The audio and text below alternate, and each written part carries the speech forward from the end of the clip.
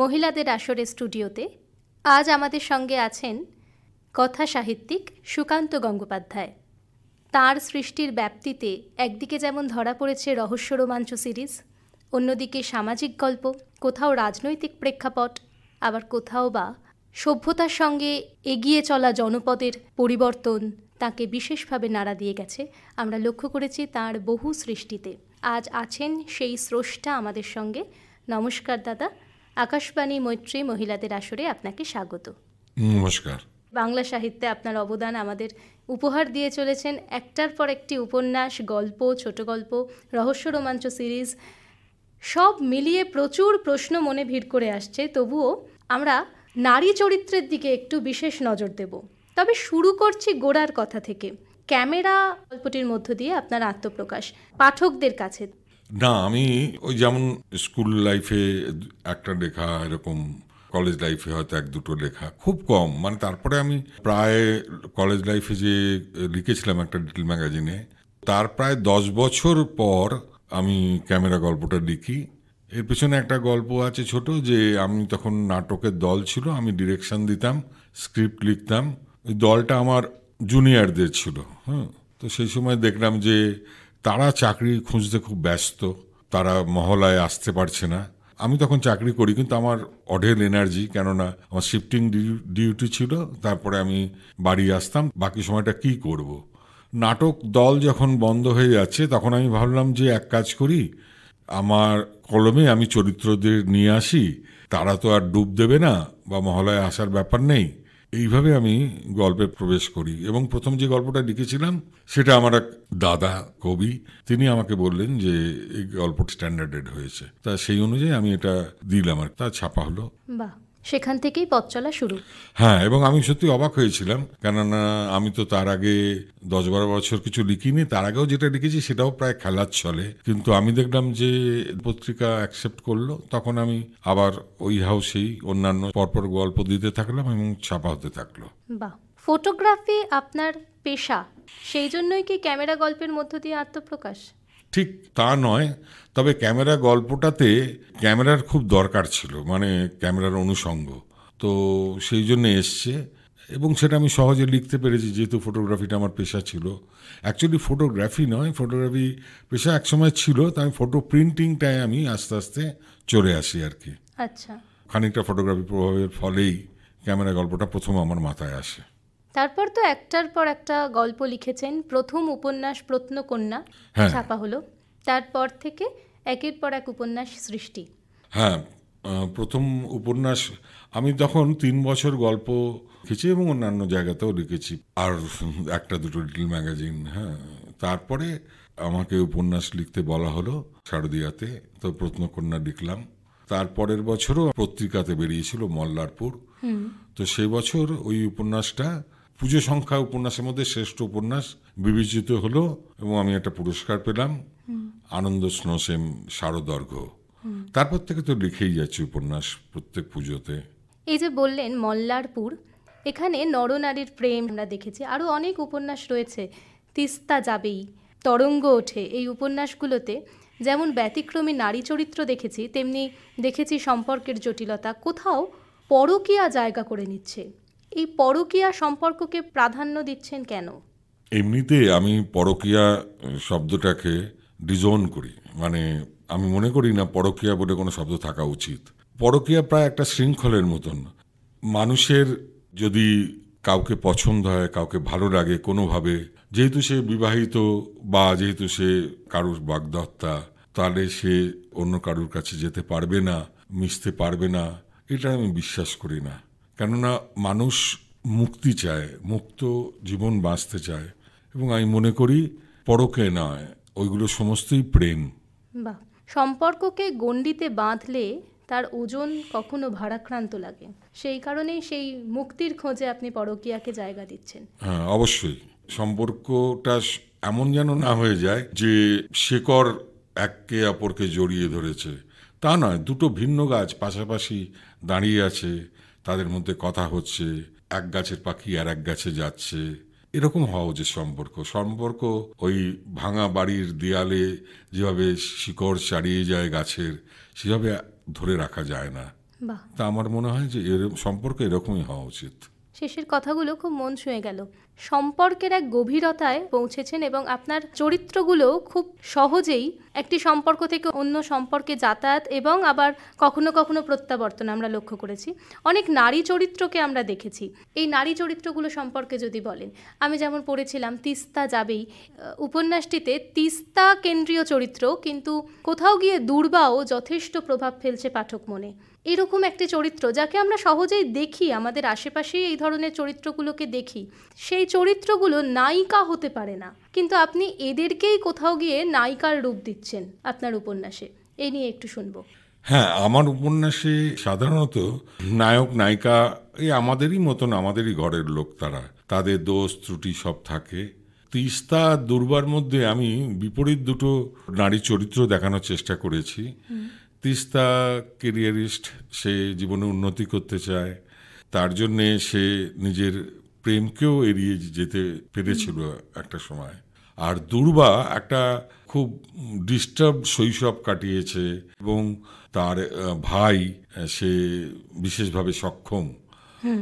দুর্বার জীবনটা যেরকম আর তিস্তার জীবনটা যেরকম, তিস্তার জীবনটা হচ্ছে একদম ছকে বাঁধা সাধারণ পরিবার এদের মধ্যে, আর দুর্বার জীবনটা কিন্তু সমাজের একটু বাইরে, একটু ডিস্টার্ব। তো এই দুজন মেয়ে কিভাবে সারভাইভ করছে বা কিভাবে নিজের স্বাধীনতা খুঁজে নিচ্ছে, জীবন খুঁজে নিচ্ছে, তার গল্পই লিখেছি। আমার একটা বিষয় খুব জানতে ইচ্ছা করছে, এই যে সমাজের মূল স্রোতের বাইরে কিছু মানুষকে লেখেন, অনেক সময় অনাথ মানুষের গল্প লেখেন, যাদের কোনো শাকিন নেই, যারা বিশেষভাবে সক্ষম, তাদের কথা লেখেন, কেন? এটা তো পাঠক মনকে ভারাক্রান্ত করতে পারে, এটা আপনার কখনো মনে হয় না? না, একটা জিনিস কি জানো, আমাদের লেখার গদ্যটা যাতে ভারাক্রান্ত না হয়। বিষয়টা যাই হোক, গদ্যটা যদি চনমনে হয়, গদ্যটা যদি সহজে পড়া যায়, তাহলে কিন্তু ভারাক্রান্ত করার কথা নয়। হ্যাঁ, গদ্যটা হচ্ছে আসল, যে আমি কেমনভাবে লিখছি এটাকে। আমি বেশিরভাগ সময় দেখা গেছে যে একটু পাগল, একটু টাইপের মানুষের কথাও লিখি, কিন্তু গদ্যটা যদি তোমার ঠিক থাকে, তাদেরকে তুমি দেখতে পাবে, তুমি তাদের ব্যাপারটা বুঝতে পারা যাবে। এখানে মূলত গদ্য মানুষকে ভারাক্রান্ত করে, ও চরিত্র করে না। বুঝতে পারছি, আপনার গল্পটাই মূল উপকরণ।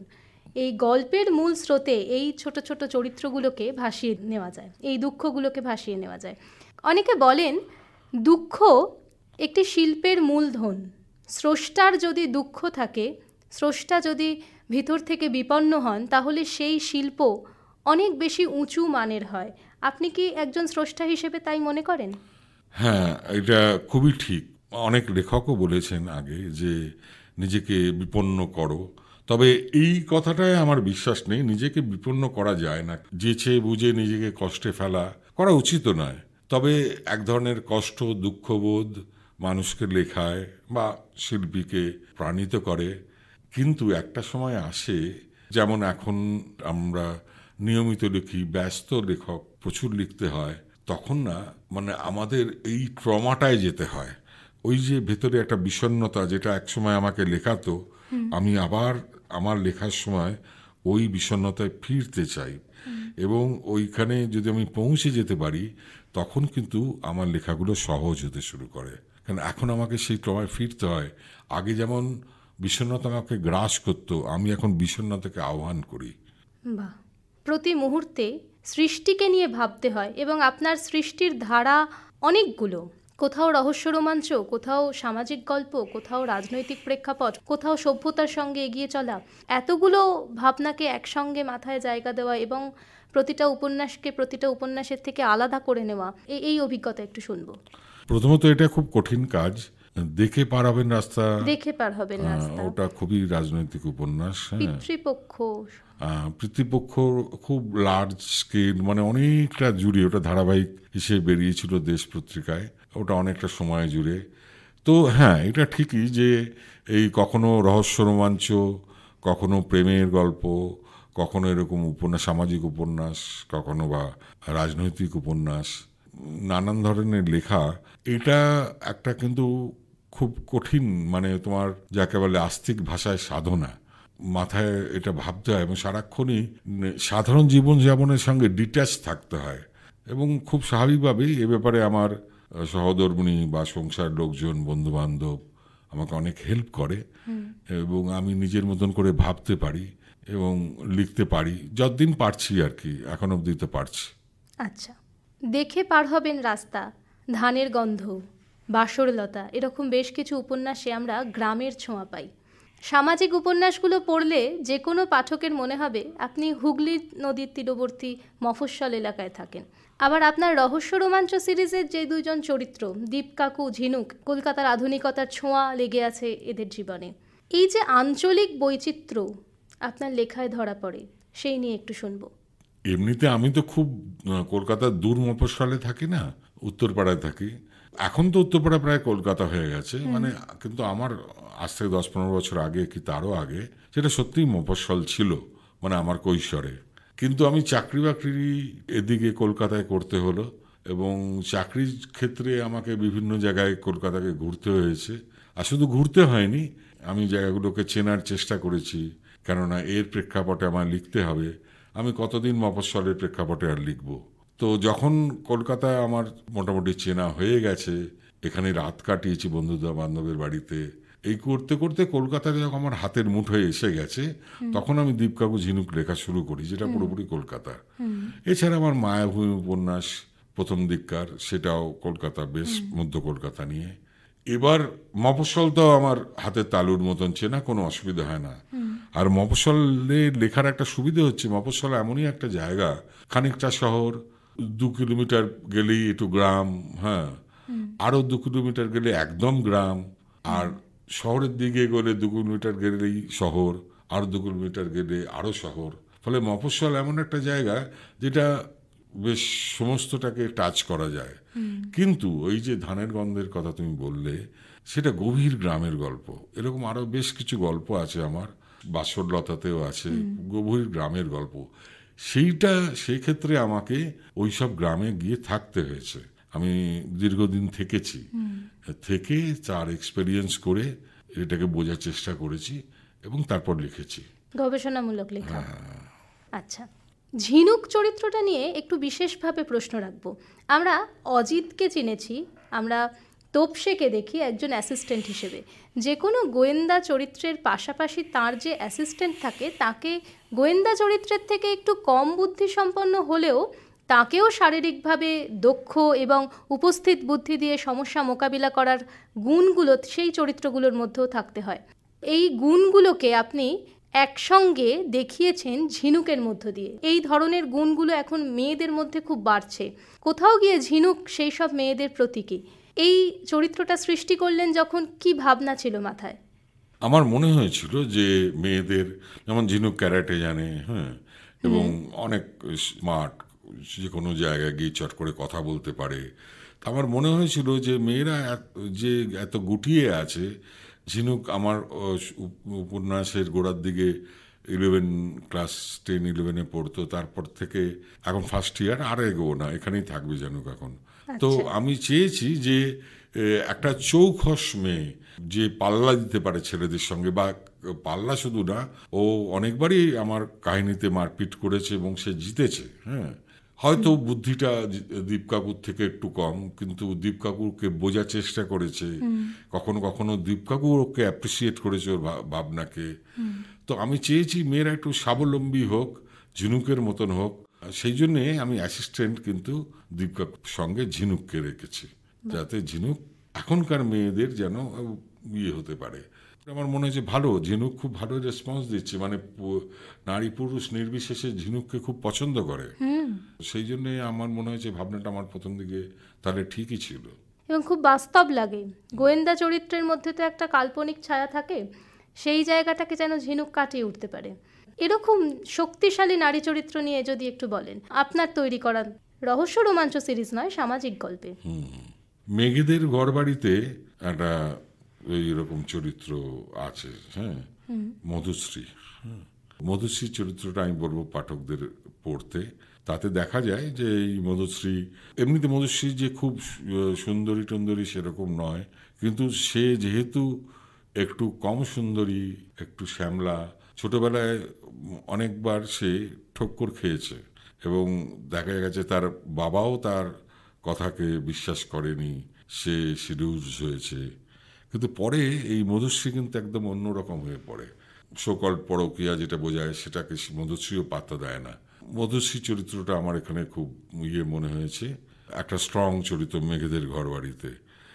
এছাড়া আমি বেশিরভাগ নারী চরিত্রকে আমি গুরুত্ব দিয়েছি এবং নারী চরিত্রের একটা জায়গা হচ্ছে যেটা আমাদের ভাবতে হবে যে নারীদের তো একদম ছোট থেকেই তো অনেক কিছু বিধিনিষেধ বা অনেক কিছু প্রাকৃতিক কারণেও অনেক কিছু তাকে মেনে চলতে হয়। যেমন ধরা যাক, একটা ছেলে যত রাতে বাড়ি ফিরতে পারে, একটা মেয়ে তত রাতে বাড়ি ফিরতে পারবে না। একটা ছেলে দুম করে হঠাৎ একটা প্রোগ্রাম করে আজকে বেড়াতে চলে যেতে পারে, একটা মেয়ে সেটা পারবে না। তাকে সোলো ট্রাভেল করতে গেলে লোক জোটাতে হবে, খুব কমই সোলো ট্রাভেল দেখা যায় মেয়েদের ক্ষেত্রে। তো মেয়েরা এক্সপোজারটা কম হয়ে যায় বাইরের, হ্যাঁ, বেশি পুরুষ মানুষের সাথে মেশারও সুযোগ নেই। তো একটি মেয়ে যখন টের পায়, যখন এইসব ভেতরে যে কোথাও গিয়ে সে একটা মুক্তি পাচ্ছে, কোথাও একটা আনন্দ পাচ্ছে, সেটা কিন্তু একটি পুরুষের থেকেও অনেক বেশি সে বোধ করে এবং অনেক বেশি আপ্লুত হয়। এবং যদি সে সত্যিই ভালোবাসে, সে সত্যিকারের ভালোবাসে, কেননা ভালোবাসাটা তার আবেগ থেকে উচ্চারিত হচ্ছে, ভেতর থেকে হচ্ছে, তার এক্সপোজার কম, সে প্রথম কিছু একটা দেখছে, প্রথম কিছু একটা আবিষ্কার করছে। তো নারী জীবনে অনেক আবিষ্কার আছে যা খুব মায়াময়, মোহময়, সেটা কিন্তু পুরুষরা মিস করে, কেন তাদের এত বেশি তাদের এক্সপোজার, এত বেশি বাইরে ঘুরেছে, ইয়ে করেছে। সেই জন্য আমার মনে হচ্ছে নারী চরিত্র খুবই আকর্ষণীয় এবং নারী চরিত্র একটা উপন্যাসে ঠিক মতো আঁকাও বেশ কষ্টকর পুরুষদের পক্ষে, তবু চেষ্টা করি। সেই জন্যই কি দীপ কাকুকে বেছে নিলেন রহস্য রোমাঞ্চের নায়ক হিসেবে? কোনো মহিলাকে জায়গা দিলেন না? ঝিনুককে বেছে নিলাম।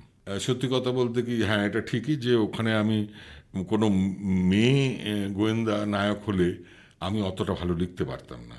হ্যাঁ, কেন একটা পুরুষ হয়ে মেয়েকে লেখা কঠিন ব্যাপার, খুব অত সহজ নয়। তবু আমার মেলামেশা অনেকের সাথে আছে, অনেকে মিশে, তবু তাদের সাথে বন্ধুর মতন মিশিয়ে আমি খানিকটা বুঝতে পারি।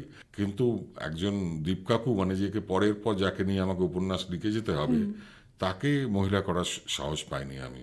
আর এটা আমাদের কাছে অনেক বড় একটা উপহার যে অনেক চরিত্রে আমরা, নারী চরিত্রগুলোর মধ্যে থেকে আমরা অনেক গুণ খুঁজে পাই, অনেক মনের ভাবনা দেখতে পাই যা মেয়েদের সাথে ভীষণ রকম মেলে।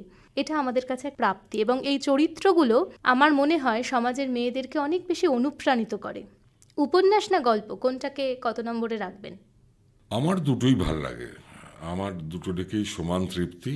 তবে গল্প লিখলে যেটা হয় যে বেশি তো লিখতে হয় না, অল্প লেখার পর একটা তৃপ্তি হয় যে হ্যাঁ হলো, একটা ভাল লাগে আর কি, রিলিফ ফিল করি। কিন্তু উপন্যাসটাকে বইতে হয় তো অনেকক্ষণ ধরে, 1 মাস 2 মাস 1.5 মাস উপন্যাসটা, তারপর সে শেষ হলো এবং মনোমতো হলো কিনা তখন রিলিফ। কিন্তু আমার কিন্তু দুটো লিখতেই ভালো লাগে, সময় বা যদি ঠিক থাকে পরিস্থিতি, দুটো লিখতেই ভালো লাগে। আচ্ছা, এমন কোনো সৃষ্টি, এমন কোনো চরিত্র, এমন কোনো ভাবনা যা লিখতে চেয়েছেন কিন্তু লিখে উঠতে পারেননি, বা লিখতে চান না, ভেবেছেন কিন্তু লেখা হয়নি, এমন কোনো গল্প যদি থাকে, কোনো ভাবনা যদি থাকে, আমাদের সঙ্গে ভাগ করে নিন। প্রথমত আমি এমনি গবেষণাধর্মী লেখা লিখি না, হ্যাঁ, বা আমার সব লেখাই গবেষণাধর্মী, মানে কিন্তু আমি তথ্য ভারাক্রান্ত করতে চাই না। আচ্ছা, কিন্তু এক নারী চরিত্র যার সম্বন্ধে ইতিহাসের, যার সম্বন্ধে খুব বেশি তথ্য পাওয়া যায় না, কিন্তু চরিত্রটা খুব চমকপ্রদ এবং চরিত্রটাকে নিয়ে ইচ্ছে করলে কাজ করা যায়। যদি কখনো আমি সময় পাই তাকে নিয়ে কাজ করব, কিন্তু আমি যেহেতু করব তোমাকে নামটা এখন বলবো না। ঠিক, আমরা অপেক্ষায় রইলাম সেই উপহারটা পাওয়ার জন্য। আমরা আগে যে সমস্ত সাহিত্যিককে পড়তাম তাদেরকে নক্ষত্রের মতো মনে হতো, তাদেরকে ছোঁয়া যায় শুধুমাত্র গল্প, তার সৃষ্টি, তার উপন্যাসের মধ্য দিয়ে। কিন্তু বর্তমান সাহিত্যিকদের অনেকটা নিজের মনে হয়। তার কারণ হতে পারে সোশ্যাল মিডিয়া, তার কারণ হতে পারে পাঠকদের সঙ্গে লেখকদের সম্পর্ক বাড়ছে, আবার কখনো কারোর মনে হতে পারে যেভাবে আমরা আগে সাহিত্যিকদের চিনতাম এই আড়ালটা ভীষণ সুন্দর, ভীষণ মিষ্টি, সেই জন্য অনেক সময় কিন্তু একটা ভুল চেনা থেকে যেত, তার সৃষ্টির মধ্য দিয়েই তাকে চিনতাম, হয়তো মানুষটা তেমন নয়। এই সম্পর্কিত আপনার ইতিবাচক বা নেতিবাচক যা মতামত আছে আমাদের সঙ্গে একটু যদি ভাগ করেন। আমার আগেকার ব্যাপারটাই পছন্দ হয়, যে আমিও তো অনেক লেখককে খুব পছন্দ করতাম, তার সামনে যেতে পারতাম না, কীভাবে যেতে হবে জানি না। আর একটা জিনিস আমি ভাবতাম যে লেখক সম্বন্ধে যে ইমেজটা আমার মনের মধ্যে তৈরি হয়েছে, হয়তো সামনে গেলে সেটা ভেঙে যাবে, হয়তো তার এমন কোনো মুদ্রাদোষ আছে যেটা দেখতে আমার ভালো লাগবে না, তাই আমি যেতাম না। ওই আড়ালটা আমার ভালো লাগতো এবং এই আড়ালটা আমার মনে হয় দরকার ছিল। কিন্তু সোশ্যাল মিডিয়া এসে যাওয়া ওই আড়ালটা গেছে। একটা সুবিধা হয়েছে যে সবাই নিজের বিজ্ঞাপন করছে, লেখকরাও নিজে বিজ্ঞাপিত করছেন, সেটা আমার কিন্তু খারাপ লাগে। আমার সোশ্যাল মিডিয়ায় কোনো অ্যাকাউন্ট নেই, কিন্তু আমার একটা পেজ আছে এবং সেটা পেজটা করতে বাধ্য হয়েছি, যদি ওটা অন্য একজন দেখাশোনা করেন আমার গুণগ্রাহী। কারণ আমরা যে লেখাটা লিখি সেটাও তো একটা আলটিমেটলি গিয়ে যখন বই হয় সেটা একটা প্রোডাক্ট। তো সেই প্রোডাক্টটা সোশ্যাল মিডিয়ায় উপস্থিত থেকে অনেক লেখকই ওটাকে বিজ্ঞাপিত করতে পারছে, সেটার জায়গা কিন্তু আমার নেই। তো আমি নিজে সরাসরি না থেকে আমার পেজে আমি শুধু ইনফরমেশানগুলো দিই, কী বই বেরোলো না বেরোলো সেইগুলো। কিন্তু আমি চাই যে লেখক আড়ালে থাকুক। নীললোহিত যখন পড়তাম তখন মনে হতো যে সত্যি ছেলেটাকে দেখতে পেতাম চোখের সামনে, খুব ভালো লাগতো। আর আমার নিজেরও মনে হতো নীললোহিতের মতন যদি আমাকে দেখতে হয়। হ্যাঁ, কিন্তু প্রথম যখন সুনীল গঙ্গোপাধ্যায়কে দেখেছিলাম খুবই হতাশ হয়েছিলাম। তো সেই জন্যে যে লেখা পড়ে যে ছবিটা তৈরি হয় লেখক সম্বন্ধে, সেটা থাকলেই বোধহয় ভালো হতো। ঠিক, একদমই তাই। অনেকের আপনার সঙ্গে একমত, আবার অনেকে হয়তো একটু অন্যরকমও মনে করেন। ভালো লাগলো আমাদের সঙ্গে এতটা সময় ভাগ করে নিলেন। আমারও ভালো লাগলো। এতটা ব্যস্ততার মধ্যে থেকেও আজকে আমাদের আমন্ত্রণে সাড়া দিয়েছেন। আর প্রতিনিয়ত আপনি লিখছেন আর আমরা একটার পর একটা উপহার পাচ্ছি, তাই প্রতিনিয়ত আমাদের আশাটাও বেড়ে যাচ্ছে। ভালো থাকবেন। নমস্কার। নমস্কার। অসংখ্য ধন্যবাদ ও প্রণাম জানাই কথা সাহিত্যিক সুকান্ত গঙ্গোপাধ্যায়কে। তাঁর কলমের সৃষ্টিতে এক কথায় আমরা পাঠককুল মুগ্ধ। লেখকের সৃষ্টিতে একদিকে যেমন ধরা দিয়েছে রূঢ় বাস্তব, অন্যদিকে তিনিই আবার বাঁচিয়ে রেখেছেন আমাদের প্রকৃতিকে। পাখি, গাছ, এক কথায় যে উপাদানগুলি প্রকৃতির মমতাকে ধরে রাখে, সেই উপাদানগুলির গুরুত্ব আরও জোরদার করে বুঝিয়েছেন লেখক। তাঁর লেখা যেমন মনের খিদে মেটায়, অন্যদিকে যোগান দেয় অফুরন্ত অক্সিজেনের।